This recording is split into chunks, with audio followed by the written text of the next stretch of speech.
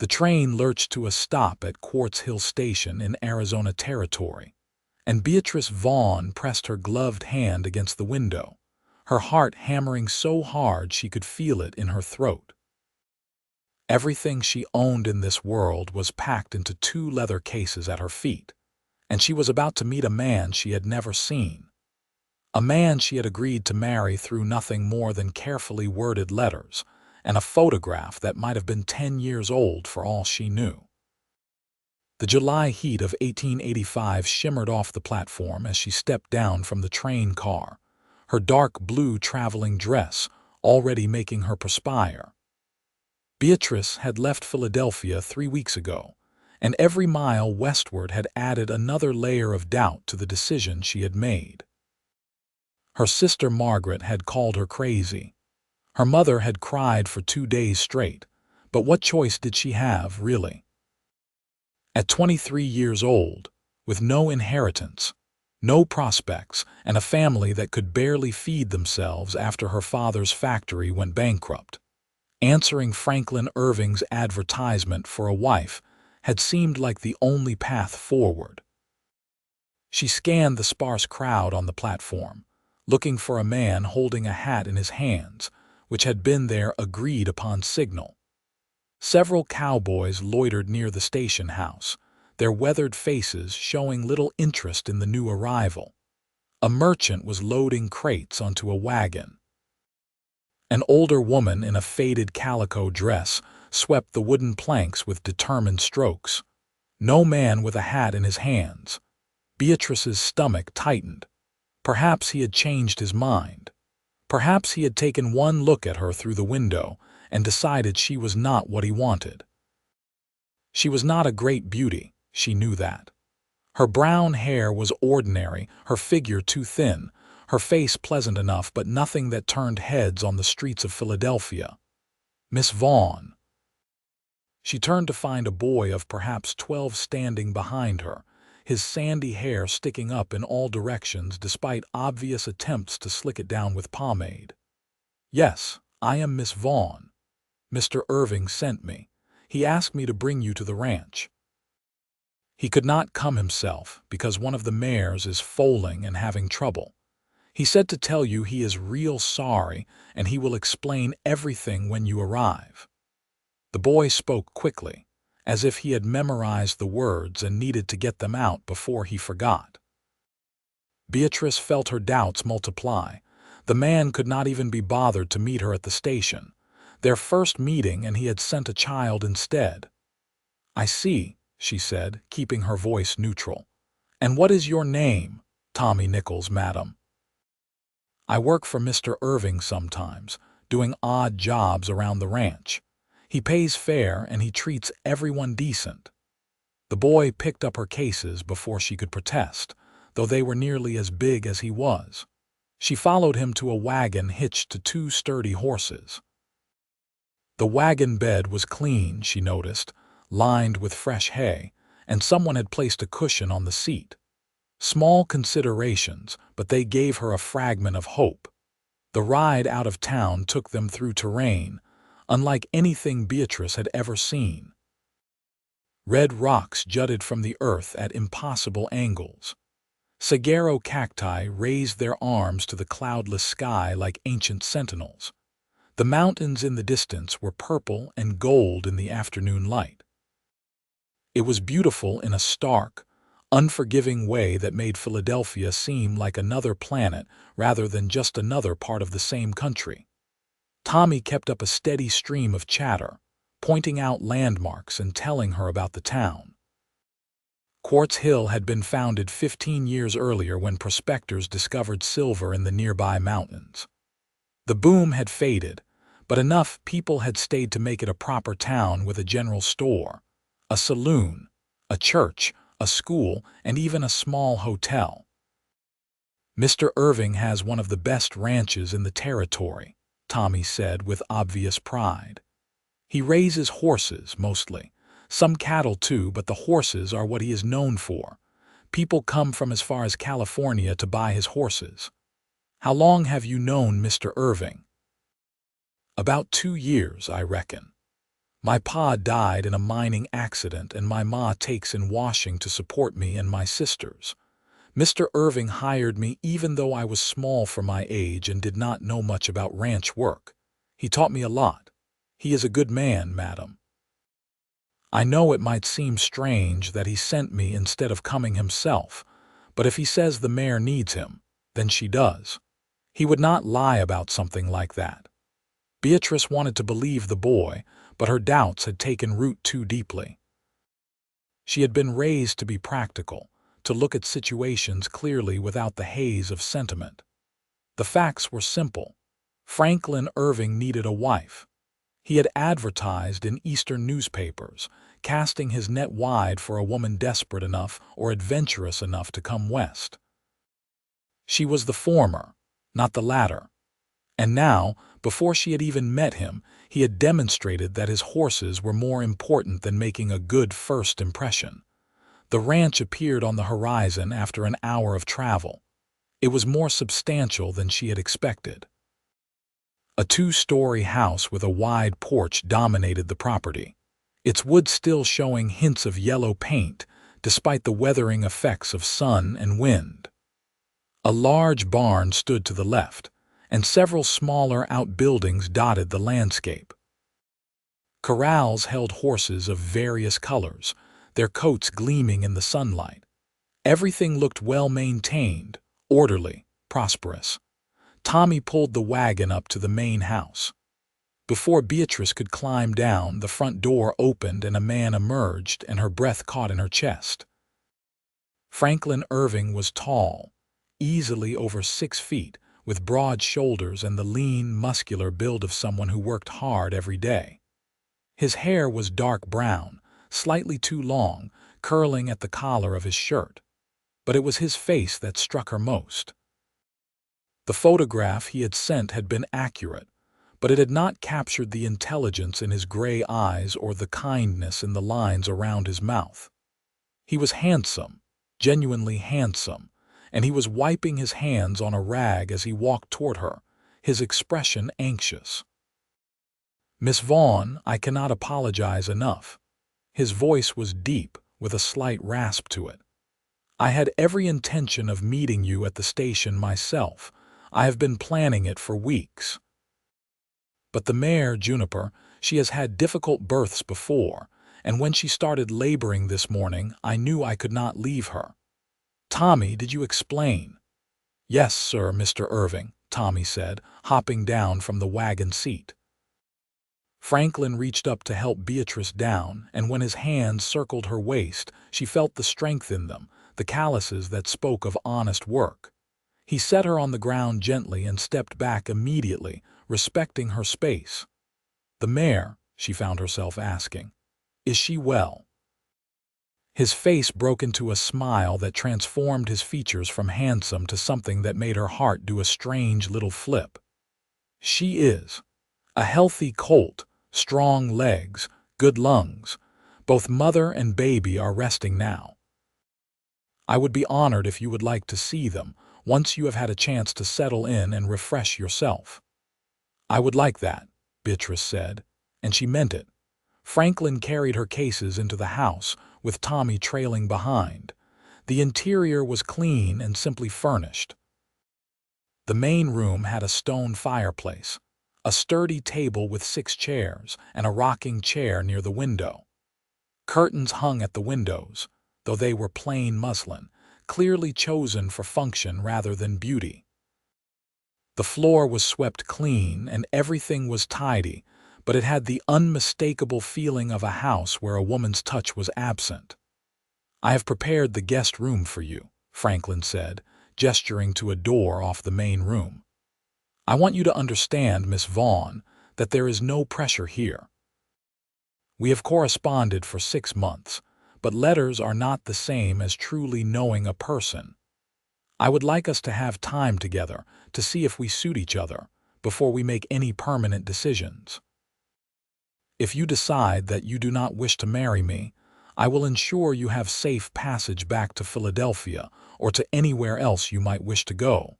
You have my word on that." Beatrice stared at him. This was not what she had expected.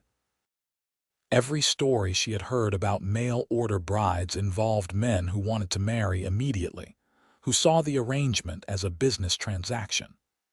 Franklin was giving her an escape, treating her like a person with agency rather than a commodity he had ordered from a catalog. "That is very generous of you," she said carefully. "It is only decent," he replied. "I am hoping you will choose to stay, Miss Vaughn. I am hoping we will find that we can build a good life together. But I would not trap you here against your will. Now, I imagine you are hungry and tired. I have stew on the stove, fresh bread from this morning, and Tommy's mother sent over a pie. Please make yourself comfortable. I will be on the porch when you are ready." He left her alone in the guest room, and Beatrice sat on the bed, her mind whirling. The room was small but pleasant, with a window that looked out over the corrals. The bed had a handmade quilt in a star pattern, the stitching even and careful. A washstand held a pitcher and bowl, both filled with fresh water. A small vase on the windowsill held wildflowers that were already beginning to wilt in the heat. Someone had tried to make this room welcoming. Franklin had tried. She washed her face and hands, changed out of her traveling dress into something simpler, and braided her hair.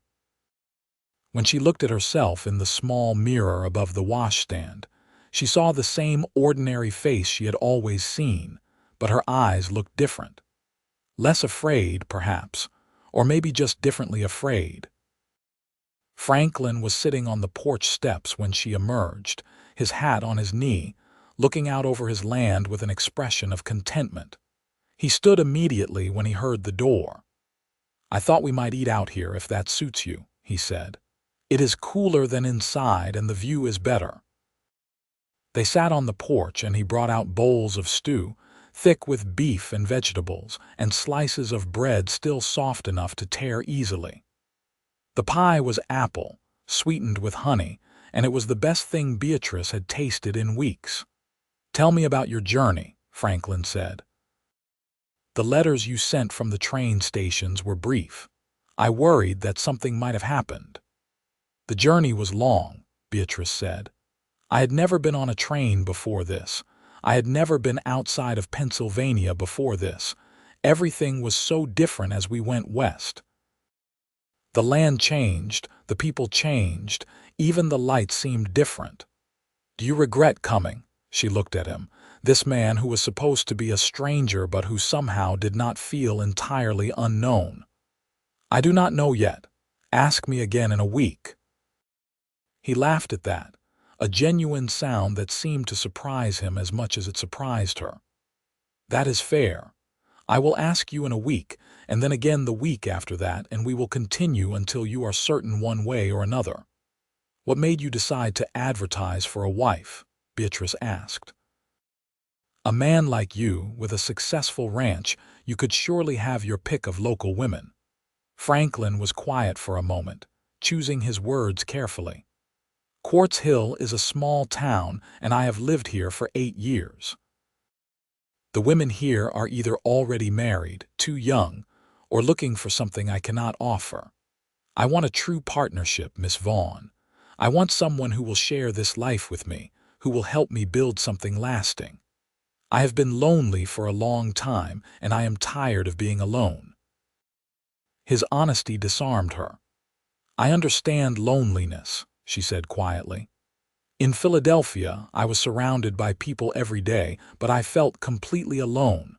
My family needed me to be practical, to help with my younger siblings, to stretch every penny until it screamed. There was no room for dreams or wishes. When I saw your advertisement, it felt like a door opening to a different kind of life." "What do you dream of, Miss Vaughn?" No one had ever asked her that. "I dream of having a home that is mine, where I make the decisions about the curtains and the garden and the meals. I dream of waking up in the morning and knowing what I am working toward. I dream of mattering to someone." "You matter already," Franklin said softly. "The fact that you had the courage to come here, to take this chance, that matters. You matter to me." Beatrice felt tears prick her eyes and she blinked them back.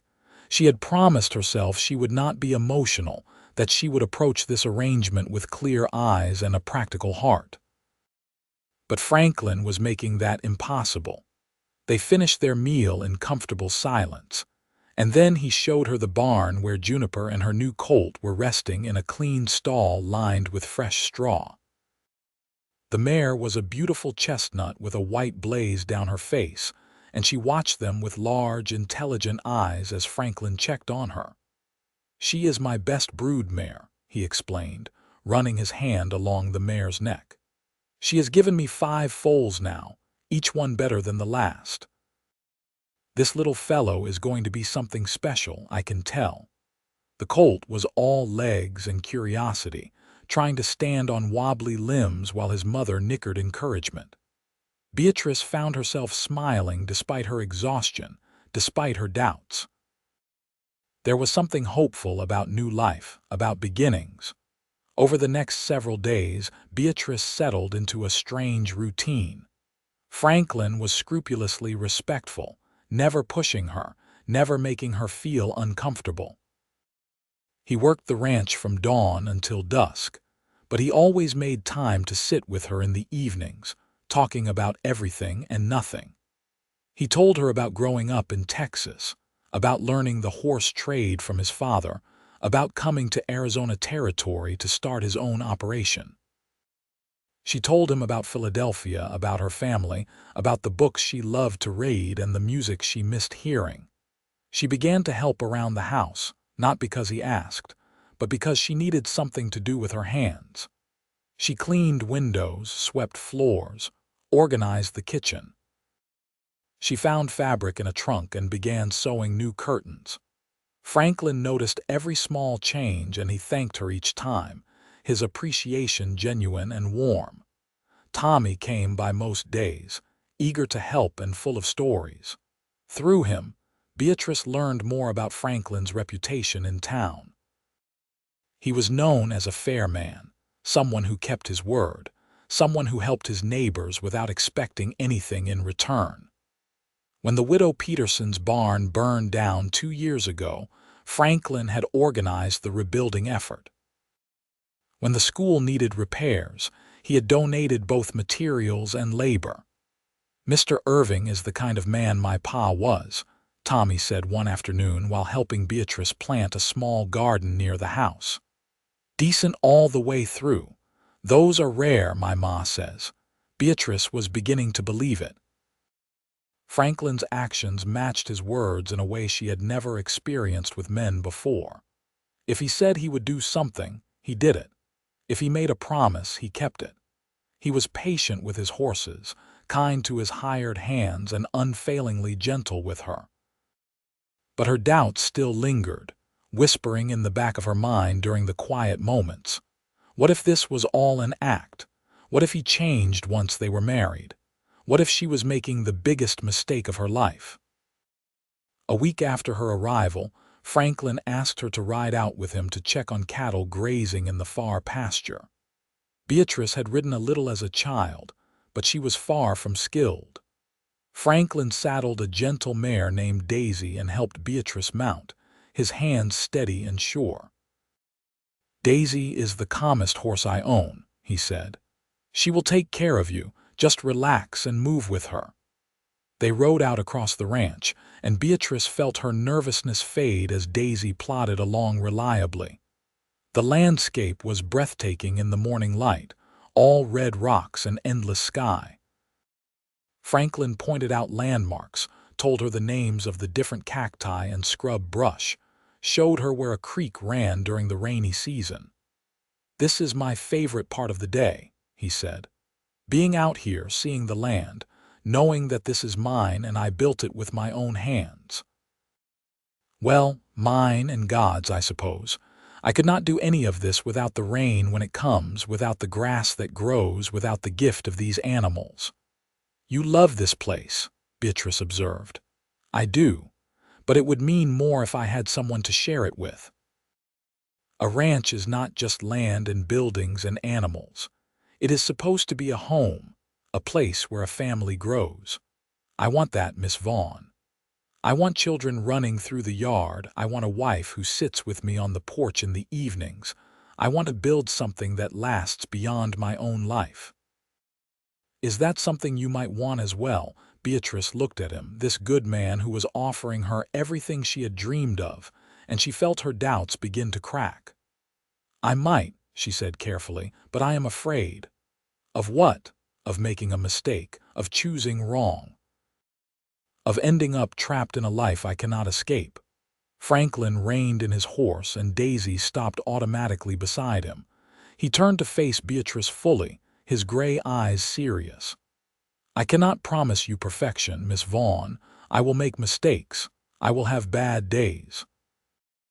I will probably frustrate you and disappoint you at times. But I can promise you that I will never intentionally hurt you. I can promise you that I will work every day to be the kind of husband you deserve. And I can promise you that if you ever truly want to leave, I will not stop you. Does that help with the fear? A little, she admitted. You are not what I expected, Mr. Irving. Call me Franklin, please.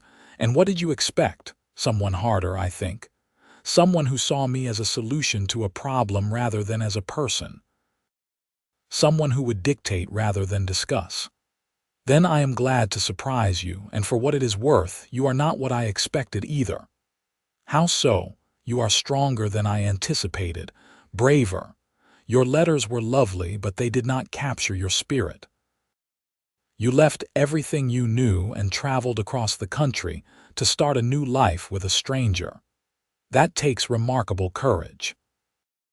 They rode back to the ranch in companionable silence, and when Franklin helped her down from Daisy, his hands lingered at her waist for just a moment longer than necessary. Beatrice felt something shift inside her, some wall beginning to crumble. That evening they sat on the porch as usual, but Franklin reached over and took her hand. His palm was calloused and warm, and Beatrice did not pull away. I know you asked me to give you time, he said, and I will give you all the time you need. But I want you to know that my feelings are already decided. I want to marry you, Beatrice. I want to build a life with you. Whenever you are ready to give me your answer, I will be here. Beatrice looked down at their joined hands. A month ago, the thought of a man touching her would have made her uncomfortable. Now, Franklin's touch felt right, like something she had been missing without knowing it. I need a little more time, she whispered, but not as much as I thought I would. He smiled and squeezed her hand gently. I can wait. 2 weeks after her arrival in Quartz Hill, Beatrice accompanied Franklin into town for supplies. The general store was busy, filled with ranchers and townsfolk stocking up for the week. Beatrice felt eyes on her the moment she walked in, and she heard the whispers. The mail-order bride, Franklin's intended. She kept her head high and her expression neutral. The storekeeper, a rotund man named Gus Henderson, greeted Franklin warmly and looked at Beatrice with undisguised curiosity. This must be Miss Vaughn. Pleased to make your acquaintance, madam. Franklin has been talking about your arrival for months. Has he? Beatrice said, glancing at Franklin, who had the grace to look embarrassed. Could not shut him up about it, Gus continued cheerfully. He was in here every week, asking if the fabric he ordered had arrived, if the new dishes had come in, if there were any books on the latest shipment. Wanted everything to be perfect for you.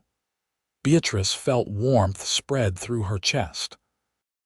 The curtains she had found, the dishes in the kitchen, the small collection of books on the shelf in the guest room, all of those had been Franklin's doing, his attempts to make her comfortable before she even arrived. While Franklin discussed horse feed with Gus, Beatrice wandered the store, looking at the goods on offer. A bolt of blue calico caught her eye, and she was examining it when a woman approached her.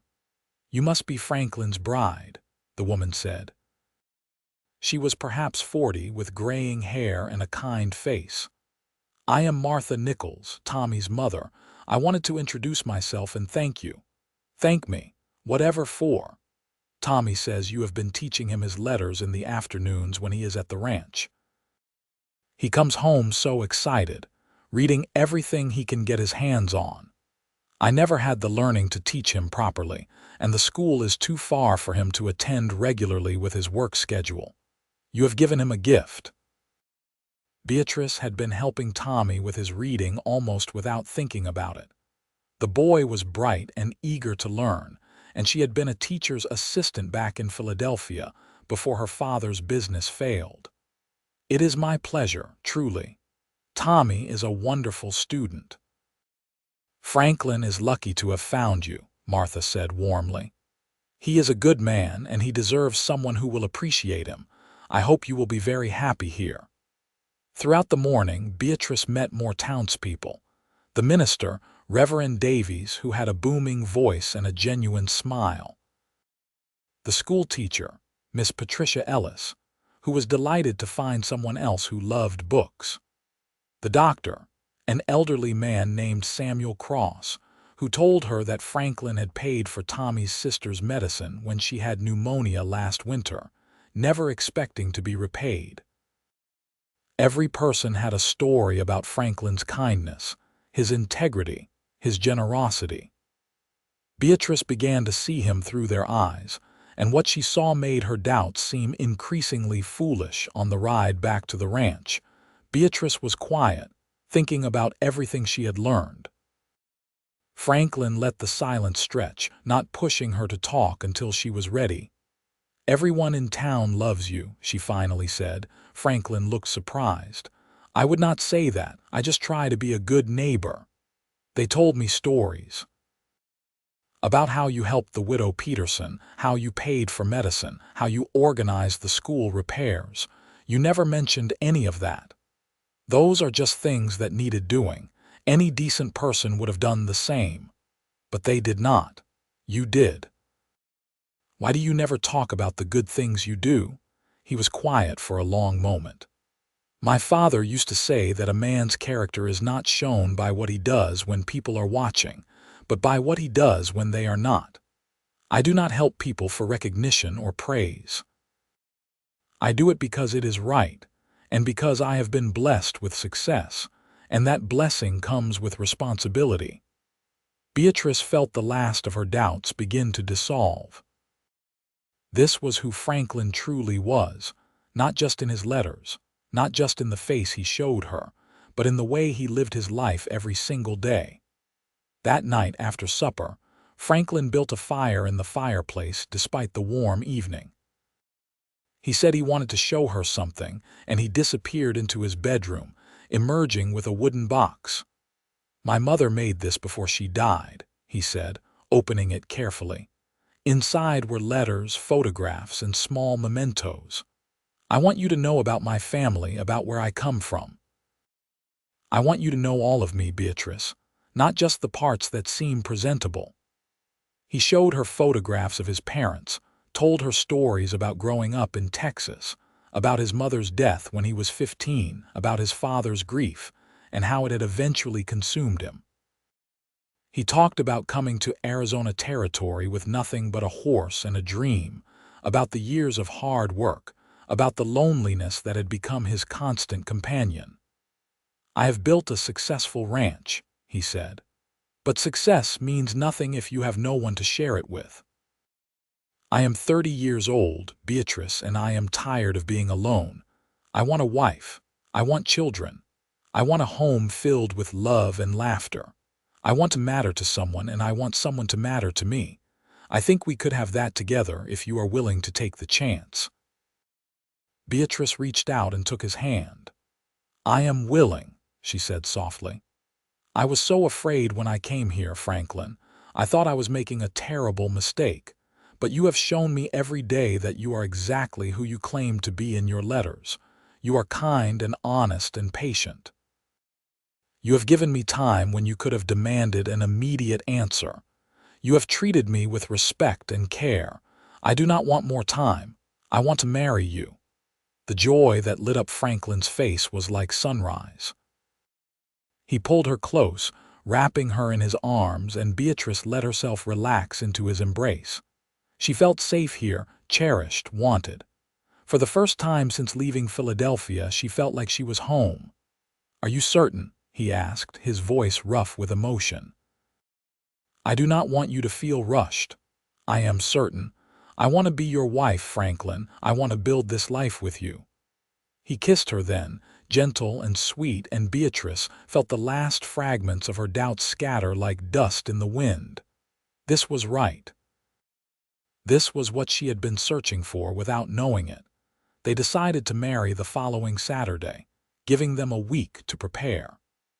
Franklin rode into town the next day to speak with Reverend Davies, while Beatrice worked on altering a dress she had brought from Philadelphia. It was cream-colored silk, saved from her mother's wedding, the one valuable thing her family had allowed her to take. Martha Nichols came out to the ranch with her daughters to help with preparations. They cleaned the house from top to bottom, made plans for a simple reception after the ceremony, and filled the air with the kind of excited chatter that comes with impending celebrations. "You are doing the right thing," Martha told Beatrice while they worked together on flower arrangements. "I can see it in the way he looks at you and in the way you look at him. That is real affection there, maybe even love already. You will be happy together." Beatrice believed her.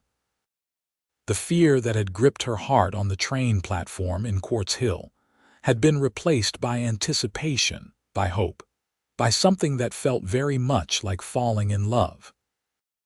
Franklin was away from the ranch more than usual that week, making mysterious trips into town and refusing to tell Beatrice what he was doing. Tommy, who was in on the secret, kept giggling whenever she asked, which only increased her curiosity. On Friday evening, the night before the wedding, Franklin asked Beatrice to walk with him. They strolled through the property as the sun set, painting the sky in shades of orange and pink and purple. He led her to a spot behind the barn where a small structure stood that had not been there that morning. "I built you a chicken coop," Franklin said, looking almost shy. "I remember you mentioned in one of your letters that you always wanted to keep chickens, to have fresh eggs and to raise chicks. I ordered the chickens from a ranch 2 towns over, and they will be delivered next week. I thought you might like to have something that is entirely yours, something you can care for and build however you like." Beatrice stared at the sturdy little coop, at the nesting boxes he had built inside, at the small yard he had fenced off for the birds to roam. He had remembered an offhand comment from a letter she had written 4 months ago. He had taken that small dream and made it real. "Thank you," she whispered, her voice thick with tears. "No one has ever done something like this for me before." "I want to spend the rest of my life doing things like this for you," Franklin said. "I want to learn all your dreams and help make them come true. That is what marriage should be, I think. 2 people supporting each other, building together, making each other's lives better." Beatrice turned to him and kissed him, pouring all her gratitude and affection and growing love into that kiss. Franklin responded with matching passion, his arms tight around her, and when they finally broke apart, they were both breathing hard. "Tomorrow cannot come soon enough," she said. "Tomorrow you become my wife," Franklin replied. "The best day of my life." Saturday dawned clear and beautiful, with a gentle breeze that made the heat bearable. Beatrice dressed in her mother's altered gown with Martha's help, her hands shaking slightly as she fastened the buttons. Martha had woven wildflowers into a simple crown for Beatrice's hair, and when she looked at herself in the mirror, she saw a bride. A real bride, marrying a man she was genuinely beginning to love. The ceremony was held at the small church in Quartz Hill. The building was packed with townspeople, most of whom Beatrice had met only briefly, but all of whom had come to celebrate Franklin's happiness. He stood at the altar in a new suit, his hair neatly trimmed, his eyes locked on Beatrice as she walked down the aisle. Tommy sat in the front row with his mother and sisters, grinning so wide Beatrice thought his face might split. Gus Henderson was there with his wife. Miss Ellis sat with the doctor. Even some of Franklin's ranch hands had cleaned up and come to witness the ceremony. Reverend Davies performed the service with warmth and humor, speaking about the sanctity of marriage, about partnership and love, about the journey Beatrice and Franklin were beginning together. When it came time for the vows, Franklin's voice was steady and sure. "I, Franklin Irving, take you, Beatrice Vaughn, to be my lawfully wedded wife. I promise to love you, to cherish you, to respect you, and to stand by you through whatever life brings us. I promise to work every day to be worthy of your trust. I promise to build a home with you, a life with you, a future with you. This I vow before God and these witnesses." Beatrice repeated her own vows, her voice clear despite the emotions swirling in her chest. When Reverend Davies pronounced them husband and wife, Franklin kissed her with such joy and tenderness that the congregation broke into spontaneous applause. The reception was held in the church hall, with food provided by seemingly everyone in town. There was roasted beef and chicken, fresh bread, vegetables from local gardens, and enough pies and cakes to feed an army. Someone had brought a fiddle, and soon music filled the air. Franklin danced with Beatrice, holding her close, whispering how beautiful she was, how happy he was, how much he loved her. Yes, love. He said it plainly without reservation, and Beatrice found herself saying it back, meaning it with her whole heart. "I love you, Franklin Irving. I think I have been falling in love with you since the moment you smiled at me when I arrived. I love you, Beatrice Irving. That sounds good, does it not? Beatrice Irving, you are my wife now. I can hardly believe it." They danced until Beatrice's feet ached. They ate until they were full. They laughed with their neighbors and accepted congratulations with grace and happiness. When the sun began to set, they said their goodbyes and rode back to the ranch together, finally alone as husband and wife. Franklin carried Beatrice over the threshold, both of them laughing at the tradition, and set her down gently in the main room. He had lit candles throughout the house, and their flickering light made everything soft and warm. "I have one more thing for you," Franklin said. He led her to his bedroom, which was now their bedroom, and showed her the new furniture he had commissioned. A larger bed, a proper dresser with a mirror, a wardrobe for her clothes, and a small writing desk by the window. "I want you to continue writing," he said. "Not just letters to your family, but anything you want. I found some of your stories in your trunk, the ones you wrote back in Philadelphia. You have talent, Beatrice. I want you to have the time and space to pursue it." Beatrice was crying now, overwhelmed by his thoughtfulness, by how deeply he had listened to everything she had told him, by how much he cared about her happiness. "How are you real?" she whispered. "How did I get this lucky?" "I am the lucky one," Franklin said, cupping her face in his hands.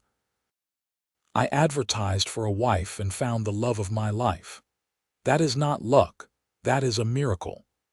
They came together that night as husband and wife, and there was tenderness in it, and passion, and the beginning of the deep intimacy that would define their marriage. Beatrice had been afraid of this part, worried it would be cold or clinical or painful. But Franklin was patient and gentle, concerned only with her comfort and pleasure, and what she discovered in his arms was joy. The weeks that followed were a honeymoon of sorts, though there was no trip or holiday. They worked together on the ranch, learning each other's rhythms, figuring out how to share space and decisions and life. Franklin taught Beatrice to ride properly, to rope cattle, to read the signs of changing weather. Beatrice brought order to the household, planted a larger garden, started teaching Tommy and 2 other ranch children in the afternoons. Her chickens arrived, a small flock of hens and 1 rooster, and Beatrice delighted in caring for them. She collected eggs each morning, planned which hens she would let sit on eggs to hatch chicks, and found satisfaction in this small corner of the ranch that was entirely hers.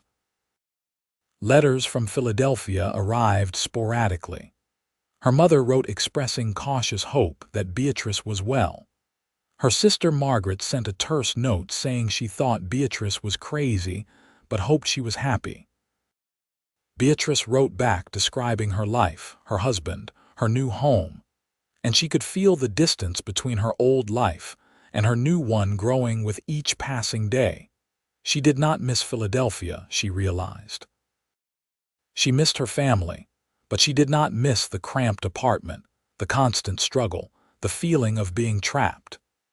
Here in Arizona Territory, she had space to breathe, to dream, to become someone new. Fall arrived, bringing cooler temperatures and the promise of winter. Franklin took Beatrice on a camping trip into the mountains, just the two of them, sleeping under the stars, cooking over an open fire, talking about their future. They wanted children, they agreed, but they were in no rush. They wanted to enjoy being just the two of them for a while longer. But nature had other plans. In November, Beatrice missed her monthly courses, and by December, it was confirmed. She was pregnant. When she told Franklin, he picked her up and spun her around, whooping with joy so loud that the ranch hands came running to see what had happened. "We are having a baby," Franklin announced to anyone who would listen. "My wife is having a baby." Beatrice had never seen him so happy. He became even more attentive, insisting she rest more, worrying about her health, driving her slightly crazy with his hovering. But she loved him for it, loved that he cared so much, loved that this child was wanted and would be cherished. The pregnancy was relatively easy, though Beatrice was tired often and food sometimes did not sit well. Franklin brought her crackers in the morning to settle her stomach, rubbed her feet when they swelled, read to her in the evenings from her favorite books. He talked to her growing belly, telling their unborn child about the ranch, about the horses, about how much he or she was already loved. Winter passed into spring, and Beatrice bloomed along with the desert flowers. By May, she was large and uncomfortable, eager to meet the child she had been carrying. Franklin had sent for a midwife from Tucson, an experienced woman named Constance who had delivered hundreds of babies. The labor began on a warm evening in late May, just as the sun was setting. Franklin was calm on the outside, but Beatrice could see the fear in his eyes. He had lost his mother, and she knew he was terrified of losing her the same way. "I am strong," she told him, gripping his hand. "I am not going anywhere. We are going to have this baby, and we are going to be a family, and we are going to have a wonderful life together. I promise you." The labor was long and difficult, lasting through the night and into the next day. Franklin stayed by her side the entire time, wiping her forehead with cool cloths, encouraging her, telling her how brave she was, how proud he was, how much he loved her. When the baby finally arrived, a healthy boy with powerful lungs and a full head of dark hair, Beatrice saw tears streaming down Franklin's face. "A son," he whispered, cradling the infant with shaking hands. "We have a son, Beatrice." They named him Thomas, after Tommy Nichols, who had been there on Beatrice's first day and who had become like family to them both. Baby Thomas was a good baby, nursing well, sleeping in reasonable stretches and growing strong. Franklin was a devoted father, walking the floor with Thomas when he fussed, changing nappies without complaint, singing off-key lullabies that made Beatrice laugh. Life settled into a new rhythm. The ranch continued to prosper. Franklin's reputation for quality horses grew, and buyers came from farther and farther away. Beatrice managed the household, cared for Thomas, continued teaching the local children, and wrote stories whenever she had a spare moment. Franklin built her a small office off the bedroom, a quiet space where she could work undisturbed. When Thomas was 2 years old, Beatrice became pregnant again. This time she was less nervous, more confident in her body's ability to do what was needed. The pregnancy was easier than the first, and in the spring of 1889, she gave birth to a daughter they named Margaret after Beatrice's sister. Margaret was tiny and perfect, with her mother's brown hair and her father's gray eyes. She was a fussy baby, demanding and particular, but she had them all wrapped around her little finger from the moment she arrived. Thomas was fascinated by his baby sister, wanting to help with everything, and Franklin had to constantly remind him to be gentle. The years passed in a blur of happiness. Thomas grew into a bright, energetic boy who loved the horses and begged his father to teach him everything about ranching. Margaret was more interested in books and drawing, content to sit for hours creating elaborate pictures. In 1892, Beatrice gave birth to another son, James, who was easygoing and cheerful from the start. The ranch expanded. Franklin built a larger barn, added more corrals, hired more hands. Beatrice's chicken operation grew as well, and she became known throughout the territory for her healthy laying hens. She sold eggs in town, traded chickens to other ranchers, and took pride in the small business she had built. They celebrated anniversaries, birthdays, holidays. They weathered droughts and illnesses and the occasional conflict with neighbors over water rights or boundaries. They supported each other through difficult times and rejoiced together in good times. They built the life they had both dreamed of, and it was better than either of them had imagined. Tommy Nichols grew up and started working at the ranch full-time. He married a girl from town named Sarah, and Franklin gave them a piece of land on the edge of his property to build their own home. Martha Nichols remained a close friend to Beatrice, and the two families spent holidays and Sundays together. In 1895, when Beatrice was 33 and Franklin was 40, she gave birth to their fourth child, another girl they named Catherine. Catherine was their last baby, they decided, and they were content with their family of 6. The house was full of noise and laughter and love, exactly what Franklin had wanted when he had placed that advertisement in the Philadelphia newspaper a decade earlier. On their 10th anniversary, Franklin took Beatrice back to the spot where he had built her chicken coop, which had since been expanded 3 times. He held her hand and looked at her with the same love and devotion he had shown on their wedding day. "You remember when you arrived in Quartz Hill?" he asked. "Do you remember being afraid?" "I remember," Beatrice said. "I was terrified. I thought I was making a terrible mistake." "What do you think now?" Beatrice looked back toward the house, where their 4 children were playing under the watchful eye of Tommy's wife. She thought about the life they had built, the love they shared, the family they had created. She thought about how far she had come from that frightened young woman on the train platform. "I think I made the best decision of my life when I answered your advertisement," she said. "I think I was meant to find you, Franklin. I think this was always where I was supposed to be." "I love you," Franklin said. "More than I did on our wedding day, more than I did yesterday, more than I thought it was possible to love another person. You have given me everything I ever wanted and things I did not even know I needed. You are my partner, my best friend, the love of my life. Thank you for taking a chance on a lonely cowboy." "Thank you for being worthy of that chance," Beatrice replied. "Thank you for showing me every day what real love looks like. Thank you for building this beautiful life with me."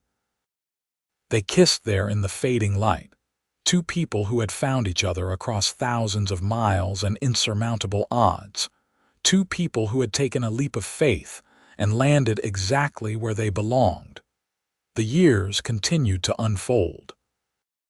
Thomas grew into a fine young man who took over more and more of the ranch operations, allowing Franklin to slow down as he aged. Margaret became a teacher in Quartz Hill, beloved by her students. James discovered a talent for veterinary medicine and apprenticed with Dr. Cross before going to study in California. Catherine, the baby, stayed close to home, content to help her mother with the household and the chickens. Franklin's hair turned silver, and Beatrice developed laugh lines around her eyes from years of smiling. They celebrated their 20th anniversary, then their 25th. The ranch was now known throughout Arizona Territory and beyond. The Irving name was synonymous with quality, integrity, and fair dealing. In 1905, when Beatrice was 43 and Franklin was 50, Thomas married a wonderful young woman named Elizabeth. The wedding was held at the ranch, and as Beatrice watched her eldest son say his vows, she remembered her own wedding day, the fear and hope intertwined, the leap of faith she had taken. "What are you thinking about?" Franklin whispered, his arm around her waist. "About how far we have come," Beatrice whispered back. "About how that scared girl from Philadelphia became this woman who is surrounded by family and love. About how grateful I am for every moment of this life. Even the hard moments, even those, they made us stronger. They taught us how to lean on each other. I would not change a single thing." Franklin kissed her temple. "Neither would I. Well, maybe I would have met you at the train station personally that first day. I have always regretted sending Tommy instead." Beatrice laughed softly. "That worked out perfectly. It gave me time to get my bearings, and it showed me that you prioritize what is truly important. Juniper needed you that day. I understood then that you were a man who could be counted on to do what was right, not just what was easy or expected." "I love you, Beatrice Irving." "I love you too, Franklin Irving, always and forever." The years after Thomas's wedding brought more changes. Margaret married a banker from Tucson and moved away, though she visited often with her growing family. James opened his own veterinary practice in Quartz Hill, taking over from the elderly Dr. Cross. Catherine surprised everyone by falling in love with a ranch hand named Daniel, a quiet, hard-working young man who reminded Beatrice very much of a young Franklin. Franklin and Beatrice became grandparents, delighting in the children their own children gave them. The house that had once been quiet was again filled with the sound of young voices, sticky hands, and endless questions. Franklin taught his grandchildren about horses and ranching, just as he had taught his own children. Beatrice told them stories, baked cookies with them, and made sure they knew they were loved unconditionally. In 1910, on their 25th anniversary, the entire family gathered at the ranch for a celebration. All 4 of their children were there with their spouses. 7 grandchildren ran through the yard, playing the same games Thomas and Margaret and James and Catherine had played years before. Friends from town filled the house, spilling out onto the porch and into the yard. Reverend Davies, now elderly but still sharp, gave a blessing over the gathering. 25 years ago, I stood in my church and watched 2 people who barely knew each other promise to love and honor each other for the rest of their lives. I have watched Franklin and Beatrice Irving keep those promises every single day since. They have shown this community what marriage should be, what partnership looks like, what it means to build a life together on a foundation of love and respect and unwavering commitment. We are all blessed to know them and to call them friends. The celebration lasted long into the night, with music and dancing and laughter. When everyone finally left and the house was quiet, Franklin took Beatrice's hand and led her out to the porch, to the same steps where they had sat on her first night at the ranch. "Do you remember sitting here that first evening?" he asked. You were so uncertain, so guarded. I wanted so badly to make you feel safe, to show you that I was worthy of your trust." "You did show me," Beatrice said. "Every day you showed me. You are the best man I have ever known, Franklin. You have given me a life beyond my wildest dreams. When I stepped off that train in Quartz Hill, I was full of doubts. But you chased every single one of those doubts away.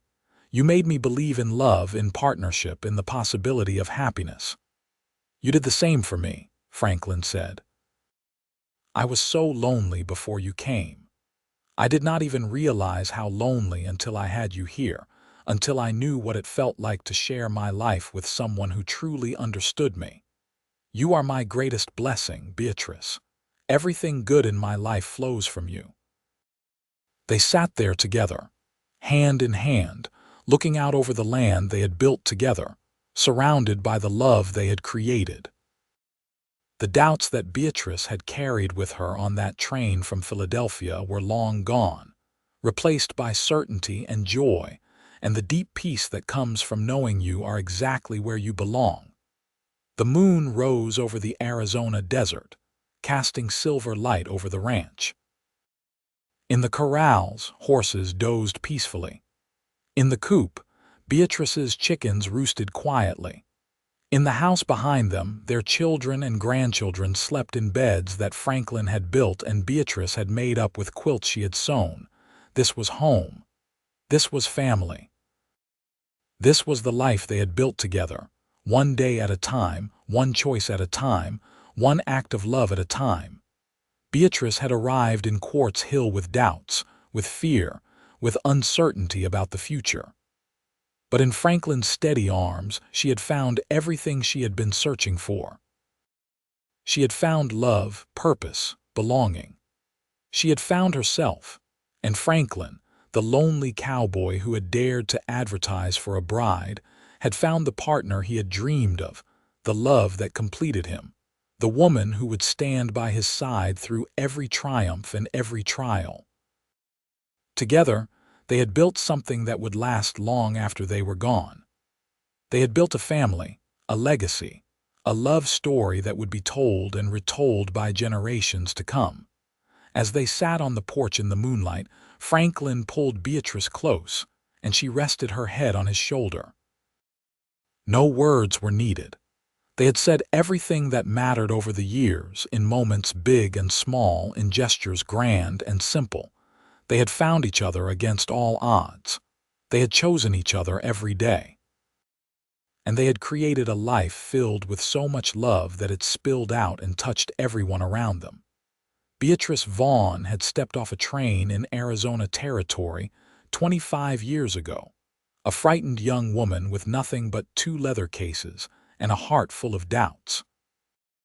But Beatrice Irving sat on this porch now with the love of her life, surrounded by family and joy and certainty. The doubts were long gone, left behind in the cowboy's steady arms, replaced by a love that would endure forever.